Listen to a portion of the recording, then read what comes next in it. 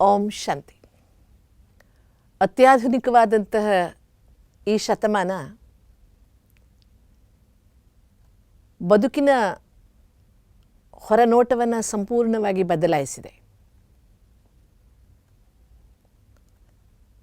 ಪ್ರತಿಯೊಬ್ಬರೂ ಸಹ ತಮ್ಮ ಬದುಕನ್ನು ಸಾಕಷ್ಟು ಎತ್ತರಕ್ಕೆ, ಉನ್ನತಕ್ಕೆ, ಪ್ರಗತಿಯ ಕಡೆಗೆ ತೆಗೆದುಕೊಂಡು ಹೋಗುವುದರ ಕಡೆಗೆ ಗಮನ ಹರಿಸ್ತಾ ಇದ್ದಾರೆ. ಬಾಲ್ಯದಲ್ಲಿಯೇ ಅನೇಕ ಕನಸುಗಳನ್ನು ಕಾಣ್ತಾ, ಅದಕ್ಕಾಗಿ ತಯಾರಿಗಳನ್ನು ಮಾಡಿಕೊಳ್ತಾ ಬದುಕಿನ ಭವ್ಯತೆಯ ಕಡೆಗೆ ಗಮನ ಹರಿಸ್ತಾ ಇದ್ದಾರೆ. ಇವತ್ತಿನ ಜಗತ್ತಿನಲ್ಲಿ ತನ್ನನ್ನು ತಾನು ಚೆನ್ನಾಗಿಟ್ಕೊಳ್ಬೇಕು ಎನ್ನುವಂತಹ ಸಂಕಲ್ಪ ಅನೇಕರಲ್ಲಿ ಅತಿ ಚಿಕ್ಕ ವಯಸ್ಸಿನಲ್ಲೇ ಬಂದ್ಬಿಟ್ಟಿರುತ್ತೆ. ಆದರೆ ಈ ಚೆನ್ನಾಗಿಟ್ಕೊಳ್ಬೇಕು ಎನ್ನುವ ಶಬ್ದದ ಅರ್ಥವನ್ನು ಅರ್ಥೈಸಿಕೊಳ್ಳುವುದರಲ್ಲಿ ಎಲ್ಲೋ ಒಂದು ಕಡೆ ಅವರು ಎಡವುತ್ತಾರೆ. ಸ್ವಲ್ಪ ತಿಳುವಳಿಕೆ ಬರ್ತಾ ಇದ್ದ ಹಾಗೆ ಡ್ರೆಸ್ ಮಾಡಿಕೊಳ್ಳುವ ಸೆನ್ಸ್ ಆಗಲಿ, ಅಥವಾ ತನ್ನನ್ನು ತಾನು ಬೇರೆಯವರ ಮುಂದೆ ಪ್ರೆಸೆಂಟ್ ಮಾಡುವಂತಹ ವಿಧಾನವಾಗಲಿ ಸಾಕಷ್ಟು ಜನರಿಗೆ ಇಷ್ಟವಾಗ್ತಾ ಹೋಗ್ತದೆ. ಸೀನಿಯರ್ಸನ್ನು ಕಾಪಿ ಮಾಡ್ತಾ ಹೋಗ್ತಾರೆ. ಹೊರಗಿನಿಂದ ತನ್ನ ವ್ಯಕ್ತಿತ್ವವನ್ನು ತುಂಬ ಆಕರ್ಷಣೀಯವಾಗಿ ಮಾಡಿಕೊಳ್ಳುವುದರಲ್ಲಿ ಗಮನ ಹರಿಸ್ತಾರೆ.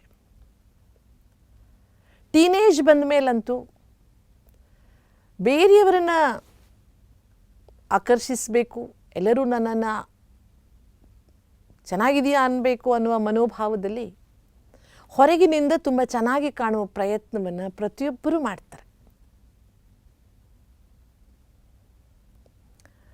ಇದಕ್ಕೆ ಅನುಕೂಲವಾಗಿ ಅನೇಕ ಅಂತಹ ವ್ಯವಸ್ಥೆಗಳು ಸಮಾಜದಲ್ಲಿ ಜಾಸ್ತಿ ಆಗಿದೆ ಅಲ್ವಾ? ಅದನ್ನು ನೀವು ಬ್ಯೂಟಿ ಪಾರ್ಲರ್ ಅಂತ ಹೇಳಿ, ಅಥವಾ ಅದಕ್ಕೆ ಸ್ಪಾಗಳಿರ್ಬೋದು, ಇನ್ನೇನೇನೋ ಬಹಳಷ್ಟು ಡೆವಲಪ್ ಆಗಿದೆ ಇವತ್ತು.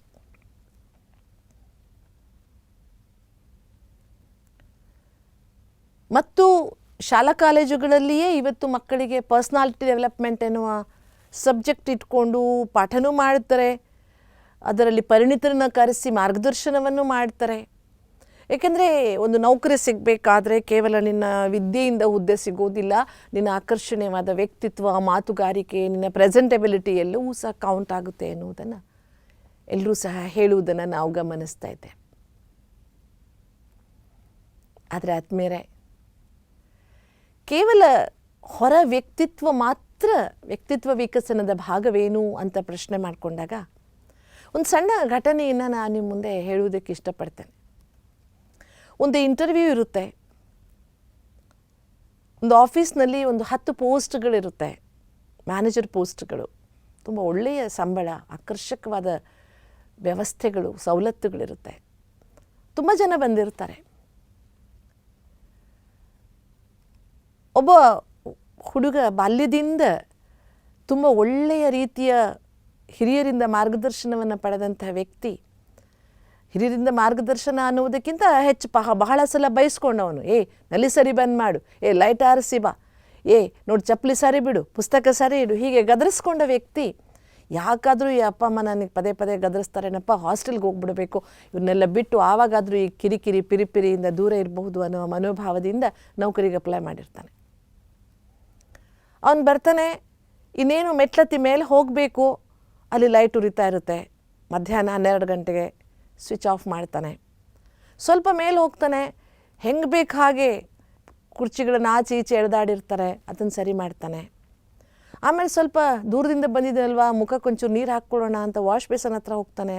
ನಲ್ಲಿ ಹರಿತಾನೇ ಇರುತ್ತೆ, ತಾನು ಅದನ್ನು ಬಂದ್ ಮಾಡ್ತಾನೆ. ಪಕ್ಕದವನೇ ಇರುತ್ತೆ, ನಿನಗೇನಾಗಬೇಕಪ್ಪ, ಇಂಟರ್ವ್ಯೂಗೆ ಬಂದಿದೆಯಾ ಅಂತ. ಹೀಗೆ ಒಂದು 3, 4, 5 ಅಂತಹದ್ದನ್ನೆಲ್ಲ ಸರಿ ಮಾಡ್ಕೊಳ್ತಾ ಅವನು ಬಂದು ಕೂತ್ಕೊಳ್ತಾನೆ. ಹೋದವರೆಲ್ಲ ಸೊಪ್ಪೆ ಮುಖ ಹಾಕ್ಕೊಂಡು ಹೊರಗೆ ಬರ್ತಿರ್ತಾರೆ. ಇಲ್ಲಪ್ಪ, ಅವ್ರದ್ದು ಇಂಟರ್ವ್ಯೂನೆಲ್ಲ ಪಾಸ್ ಆಗೋದು ಭಾರಿ ಕಷ್ಟ ಅಂದ್ಕೊಂಡು ಬರ್ತಾ ಇರ್ತಾರೆ. ಇವನು ಒಳಗೆ ಹೋಗ್ತಾನೆ. ಇವನಿಗೇನು ಪ್ರಶ್ನೆ ಕೇಳೋದಿಲ್ಲ. ಇವನ್ನ ನೋಡಿದ ತಕ್ಷಣ ಆಯಿತು ನೀನು ಇಂಟರ್ವ್ಯೂ ಹೋಗ್ಬೋದು ಅಂತ ಹೇಳ್ತಾರೆ. ಆಗ ಅಂದ್ಕೊಳ್ತಾನೆ ಇವನು ನನಗೇನು ನೌಕರಿ ಸಿಗೋದೇ ಇಲ್ಲ ಇನ್ನು ಅಂತ. ಆಯಿತು ಬಿಡು ಅಂದ್ಕೊಂಡು ವಾಪಸ್ ಬರ್ತಾನೆ. ಇನ್ನೇನು ಕ್ಯಾಂಪಸ್ ದಾಟಬೇಕು, ಆಗ ಮಾಲೀಕ ಕಾರಲ್ಲಿ ಹೋಗ್ತಾ ಸಾಧ್ಯವಾದರೆ ಇವತ್ತೇ ರಿಪೋರ್ಟ್ ಮಾಡ್ಕೊಳ್ತೀಯಾ ಅಂತ ಕೇಳ್ತಾನೆ. ಬಾ ಕಾರಲ್ಲೇ ಹೋಗೋಣ ಅಂತ ಆಫರ್ ಮಾಡ್ತಾನೆ. ಹೀಗೊಂದು ಘಟನೆ. ಇಲ್ಲಿ ನಾವೇನು ಕಾಣ್ತೇವೆ, ಅವನ ಹತ್ರ ಸರ್ಟಿಫಿಕೇಟ್ಸ್ ಇತ್ತು, ಒಳ್ಳೆಯ ಮಾರ್ಕ್ಸ್ ಇತ್ತು, ಒಳ್ಳೆ ರೀತಿಯ ವ್ಯಕ್ತಿತ್ವವೂ ಇತ್ತು. ಅವನಿಗಿಂತ ತುಂಬ ಚೆನ್ನಾಗಿ ಕಾಣುವ ಜನ, ತುಂಬ ಮಾರ್ಕ್ಸ್ ಚೆನ್ನಾಗಿ ಪಡೆದ ಜನ ಅವರೆಲ್ಲ ರಿಜೆಕ್ಟ್ ಆಗಿದ್ದರು. ಇವನಿಗೆ ನೌಕರಿ ಸಿಕ್ತು. ಅದಕ್ಕೆ ಕಾರಣ ಅವನು ಬೆಳೆಸಿಕೊಂಡಂತಹ ವ್ಯಕ್ತಿತ್ವವಾಗಿತ್ತು. ಆ ಬೆಳೆಸುವುದಕ್ಕೆ ಕಾರಣವಾದಂತಹ ಪಾಲಕರಾಗಿದ್ದರು. ಆದ್ದರಿಂದ ಆತ್ಮೀಯರೇ, ವ್ಯಕ್ತಿತ್ವ ವಿಕಸನ ಕೇವಲ ಬಾಹ್ಯವಾಗಿ ಅಲ್ಲ, ಆಂತರಿಕವಾಗಿ ವ್ಯಕ್ತಿತ್ವ ವಿಕಸನವಾಗಬೇಕು.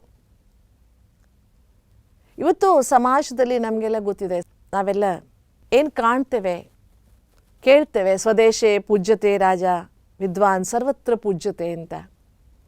ಆದ್ದರಿಂದ ಹೊರಗಿನ ಮಾರ್ಕ್ಸು, ಡ್ರೆಸ್ಸು ಅದನ್ನು ಗಮನಿಸುವುದರ ಜೊತೆಗೆ ನಮ್ಮ ಗುಣಗಳನ್ನು, ನಮ್ಮ ಭಾವಸ್ವಭಾವಗಳನ್ನು, ಪರಿಸರದ ಕಾಳಜಿಯನ್ನು, ಜವಾಬ್ದಾರಿಯನ್ನು ನಾವು ಬೆಳೆಸ್ಕೊಂಡಾಗ, ಚಟಮುಕ್ತರಾಗಿ ಬದುಕುವುದನ್ನು ನಾವು ರೂಢಿಸಿಕೊಂಡಾಗ, ಯಾವುದೇ ಎಲ್ಲೇ ವೇಸ್ಟ್ ಆಗ್ತಾಯಿದ್ರು ಅದು ನ್ಯಾಷನಲ್ ವೇಸ್ಟ್ ಎನ್ನುವುದನ್ನು ಅರ್ಥ ಮಾಡಿಕೊಂಡಾಗ ನಮಗೇನಾಗಿದೆ, ನಮ್ಮನೆದ ನಾವೇನು ಬಿಲ್ ಕಟ್ಟಬೇಕಾ ಎನ್ನುವಂತಹ ಅರ್ಥವಿಲ್ಲದ ಚಿಂತನೆಗಳಿಗೆ ಪೂರ್ಣವಿರಾಮವಿಟ್ಟಾಗ ನಿಜವಾಗಿಯೂ ನಮ್ಮ ವ್ಯಕ್ತಿತ್ವ ವಿಕಸನವಾಗ್ತಾ ಹೋಗುತ್ತೆ.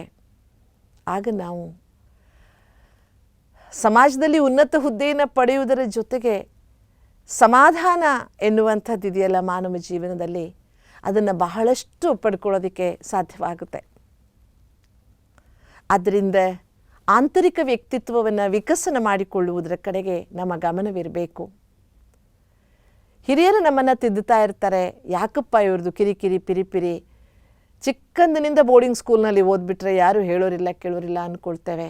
ಆದರೆ ಹಾಗಾಗೋದಿಲ್ಲ. ಎಲ್ಲಿಯೇ ನಾವು ಉದ್ಯೋಗ ಮಾಡಬೇಕು, ವ್ಯವಹಾರ ಮಾಡಬೇಕು, ಕಲಿಬೇಕು, ನಮಗೊಬ್ಬರು ಹೇಳುವವರು ಇದ್ದೇ ಇರ್ತಾರೆ. ಆದರೆ ನಮ್ಮವರು ನಮಗೇನಾದರೂ ಹೇಳಿದಾಗ ನಮಗೆ ಕಿರಿಕಿರಿ ಆಗ್ತದೆ. ಬೇರೆಯವರು ಹೇಳಿದಾಗ ಅದನ್ನು ಸುಮ್ಮನೆ ಸಹನೆ ಮಾಡ್ಕೊಂಡು ಬಿಡ್ತೇವೆ. ಆದರೆ ಯಾವಾಗಲೂ ಹೇಳ್ತಾರೆ, ನಮ್ಮವರು ಬೈದು ಹೇಳ್ತಾರೆ, ಬೇರೆಯವರು ನಕ್ಕ ಹೇಳ್ತಾರೆ ಅಂತ. ಬೈದು ಹೇಳುವುದರಲ್ಲಿ ಯಾವುದೇ ರೀತಿಯ ನಮ್ಮ ಬಗ್ಗೆ ಅವರಿಗೆ ಅಸಡ್ಡೆತನವಿರೋದಿಲ್ಲ, ದ್ವೇಷಗಳಿರೋದಿಲ್ಲ ಅಲ್ವಾ. ನಮ್ಮವರು ಅಂತ ಅಂದ್ಕೊಂಡವರು ಯಾರಿದ್ದಾರೆ ನಮ್ಮ ಉನ್ನತಿಯನ್ನೇ ಹಾರೈಸ್ತಾರೆ.